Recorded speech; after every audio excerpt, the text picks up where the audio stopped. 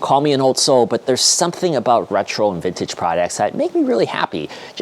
I can't really explain it, but looking at something that someone might have used every single day generations ago, it's just something really calming about that for me. And I realize how ironic that sounds coming from a tech enthusiast who really is looking forward to the future and can't wait for the future to come. But hey, you know what? I like what I like. So I was really happy a couple years ago because I found a product that satisfied both of my interests. This baby right here, this is the Michael Blast Greaser e-bike. And this thing here is stylized after a 1960s era cafe racer motorcycle. Those things look awesome, but this is absolutely a gem.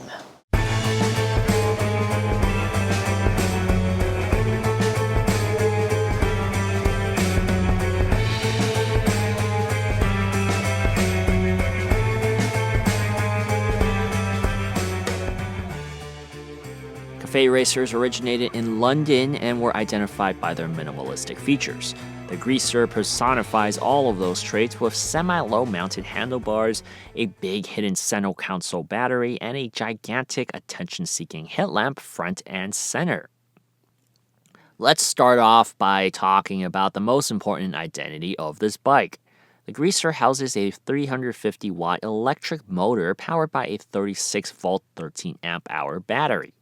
I was able to stretch the top speed to about 25 miles per hour on a flat surface road. While I never fully pushed the maximum range of a full charge, for cruising around town and back home, I was never anywhere near the danger zone of an empty battery. They advertised 37 miles per charge, and for a bike, that's actually quite lofty. While having that range is great, it comes at a cost as the Greaser weighs 63 pounds and is not a bike that is easily transportable. That means this is truly an urban transportation machine. You have to ride it to and from your location. You can't toss it in the back of your car, take it to the beach, drive it, and then drive it back in your car. You can monitor your speed, your range, your total mileage, and the drive mode through the LCD display. I do like how easy and clean it is to obtain this information while you're riding. All the buttons that you'll need to press are also located on this LCD display. The power button turns on the bike, and a plus and minus button accompanies it, and it quickly adjusts your assisted pedaling speeds on the fly. Unlike a motorcycle or some e-bikes like the Swag Cycle, you don't use the handlebar as a throttle to accelerate. The Greaser has its own switch you toggle right under the left handlebar. While the cool factor would have been through the roof had it been a handlebar throttle, I do understand why this layout is more practical considering it is a bike and not a motorcycle. Look, I know it's expensive, right? $2,100, but if you look at the bigger picture of e-bikes in general, it actually isn't that far off. Like most e-bikes, good e-bikes cost that much in the first place, or at least in that ballpark.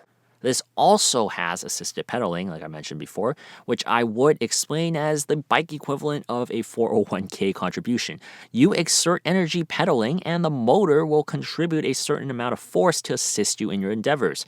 When I'm not lazy, this is a fun way to actually get some exercise in and not overexert yourself. The versatility is quite nice though. You can switch between assisted pedaling and not pedaling at all. Some days when you just need to go to a coffee shop for a date and you don't want sweat to ruin your appearance, just hit that throttle and let the bike do its work. It's also quite comfy to sit in. The leather seat is ergonomic and stylish in my opinion, although the ride height is slightly higher than what I'd prefer. Even at its lowest, I'm 5'8", and I feel that the dual springs elevate my feet barely past the point of comfortability. The Greaser is a little clunky off and running due to the bulky size of the bike, but once it gets in stride, it handles pretty well. As for the bike side of things, you have 7-speed gears with front and rear disc brakes. From my experience with the bike, the ride is effortlessly smooth thanks to the gigantic fat tires. They have a distinct personality of their own as well. Speaking of which, what really completes the look of the Greaser is the large motorcycle lamp front and center. Holding the plus button will toggle the light on and off. It's actually quite bright, and I have used it at nighttime without feeling underwhelmed.